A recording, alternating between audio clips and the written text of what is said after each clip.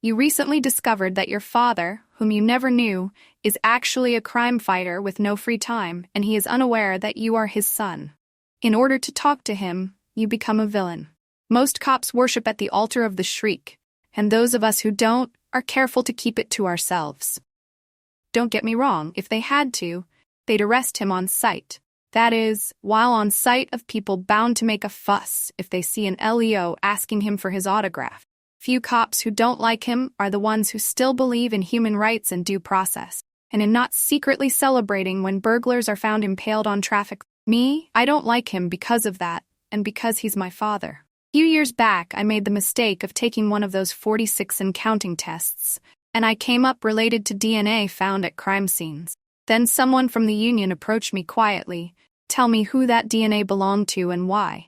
Surely, as a cop, I would agree it was better to keep it all discreet. I agreed. Out of shame, I never met my mother, grew up in the system, and after it became known through gossip who my father was, I had to also discreetly beat up a couple guys. There was a betting pool on who my mother may be, with 3 of the sexiest former costumed criminals as the favorites, and the questions about whether I remembered coming out of there got to be too much. Growing in the system, they say, has a way of twisting you. Me? It gave me an obsession with bullies, particularly righteous bullies. That's why I became a cop. That's why I can't stand vigilantes. All they are is assholes with a fondness for violence, who found an acceptable target. I do see the irony. I want to squash that irony. I shouldn't be in pursuit right now. The orders may be to capture the shriek, but status quo is to not run too fast and find something else with which to get busy. It's not just that the shriek is scary, it's that he cleansed the city the way the Force wished they could. Were it not for all those damn human rights and laws and freedoms, if it wasn't for this need to bring the bastard in, I'd have quit by now. I run up the rundown stairs. This building is what cops call a nest. The tenants, what they call vermin. A shriek feeding ground. When there aren't big-time criminals doing something out there, when it's hard to even find shoplifters, comes here to beat up a few junkies. Kid looks at me through a half-open door. He looks dirty. Probably parents who have fallen too deep into despair to even remember they have a child. I make a mental note to call a social worker I know.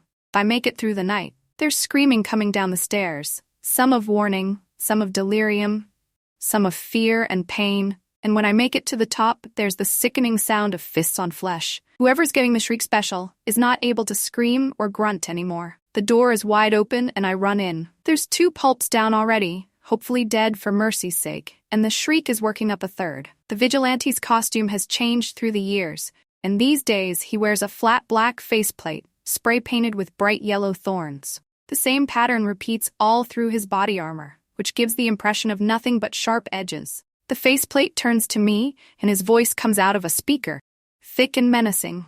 I got this one, officer. I wonder what's under the plate. I am curious if it would be an older version of my own face looking back. I grab my gun and aim. On the ground, hands behind your head, I order. The shriek tilts his head, uncomprehending. I recite the main charges for which he's wanted and repeat the command to get on the ground, and he gets it. Instantly. There's no witnesses forcing me to pretend I care about his extrajudicial acts. The shriek drops the bleeding mess he was tenderizing and squares up, intimidating me with his frame and the armor on top of it. Want to dance, muchacho? The heavily accented and mocking way he says muchacho throws me for a loop. I know I'm half white and that he's that half, but I didn't see coming he'd be that shade of white. I repeat the command to get on the ground, hands behind his head. What? I fucked up one of your vados? His armored gloves creak as he tightens his fists. For an instant, I wonder what it would have been like to grow up under those fists instead of the foster ones. What the hell am I doing? This nightmare has lived dealing violence longer than I've existed. Am I really expecting to zip-tie his armored wrists and walk him down to my car? Drive him to the station? Show everybody there that I got their hero? Your move, Holmes, he says, like reading my mind. I can already see the story. Corrupt cop killed by the shriek. Commissioner states vigilantism still unacceptable. I came here with an obsessive intention to capture the shriek. I also came here with a non-regulation gun I took from the evidence room. Specially designed, gun and bullets, to pierce the shriek's body armor. We got it from a weapons dealer with a grudge and really shitty tax evading practices. I told myself it was only for a desperate situation, but I hadn't wanted to see that it was desperate from the get-go. I repeat the command, Count to 10, then I shoot. One of the bullets went through the faceplate, cracking it. The rest also delivered, going clean through his center of mass. I can't help myself. With shaking hands, I pull off his faceplate. I don't know what I was expecting. I guess if you look long enough, you could say I look like him. I have his nose, but softer. I have his eyes, but wider apart. I don't have the hole on his right cheek where the bullet went in. Everything dawns on me all at once, and I throw up right beside the Shriek's corpse. There goes a bunch of evidence, but who cares at this point? I went down the path to becoming him before I knew I was doing it. I wonder if he'd be proud now. I walked down the stairs hearing whispering, people beginning to wonder what the fuck happened. If the Shriek had his full and went home, and they can come out of hiding. Outside the building, I remembered to call that social work. More evidence linking me to this mess. I drive to a few blocks from my place and drop the patrol car.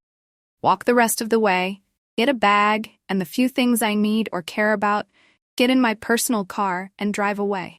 There will be a price on my head in this city before the sun comes up, but it won't be the criminal element setting it.